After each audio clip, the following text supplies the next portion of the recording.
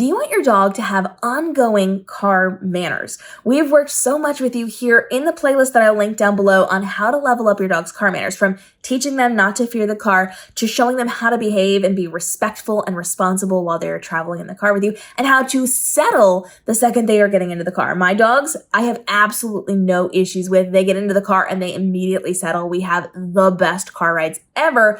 And my previous dogs had a little bit of anxiety because I didn't train them in the same way. So these dogs are elite when it comes to the car, but I also want to make sure that we are maintaining those car manners. So now that I'm not training my dogs every single day or every single week or all of the time, because they already have these good and established car manners, I do want to make sure I'm maintaining them. If I am waiting long periods of time between vacations or long travel days or vet visits or whatever it happens to be, my dogs could potentially lose some of that focus, forget some of their training, develop a little bit of anxiety, and almost kind of function like it is a newer experience if they haven't been in the car in a while.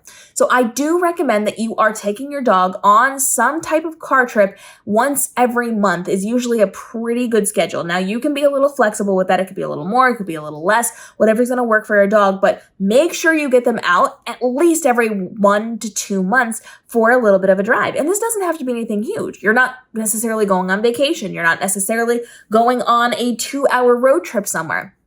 Take a couple of spins around the block. It doesn't have to be a big deal. You can run to town and pick up your groceries and have them bring it out to the car. You can bring somebody with you and let them run to the store. You can go to a fast food place and pick up dinner. You can do whatever you want. Just a quick little drive around so that your dog is maintaining that relationship with driving in the car. Your goal here is to make sure that they are remaining familiar with this. So whatever you do, however you do it, you should plan in your schedule at least once a month to take a little drive with your dog somewhere. And this can be to do something fun. I actually recommend that you're doing some of these as really fun things. So take your dog to the park for a walk or go on a little bit of an adventure somewhere where your dog is able to get in the car, drive somewhere, get out of the car and do something, and then get back in. Because remember, we're not just teaching how to settle in the car or maintaining how to settle in the car. We're also working on staying in the car until we say you can get out, getting out and behaving and doing what you need to do. You can even drive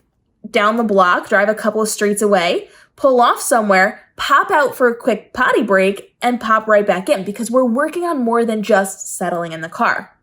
Our manners revolving around anything with a car ride is going to be really important and really essential for how our dogs are going to maintain those car manners. And that is inside, outside, and around the car and the way that we are functioning while we travel. So think ahead. What are you going to typically be doing with your dog? Getting in and out of the car is a big deal.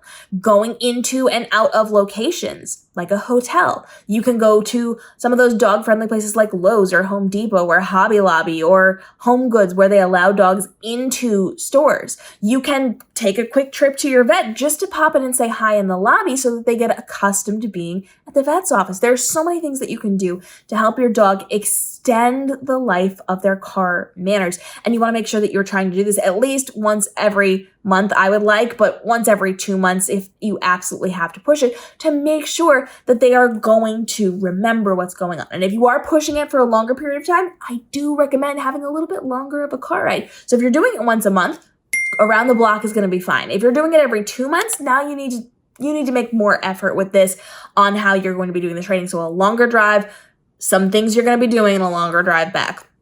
This way your dog is always in the correct frame of mind to be getting into your vehicle and to behave while you're driving around. And we've got lots of tips and tricks in those other episodes. So if you have not taught your dog how to do this, or you need a refresher course, or there's just things you want to go over one more time, we do have the playlist for you. I will link it in the caption down below, because we want to make it easy for you and your dog to travel, be it around town or on an actual vacation. And we've got full playlists on traveling, on how to deal with car manners and manners in general, and socialization and engagement and enrichment, all those things. So make sure you check out the channel and our daily videos helping you to level up for your pup to give them the best life possible while you're traveling and doing all the fun things that you would typically do in your life, but now with your dog.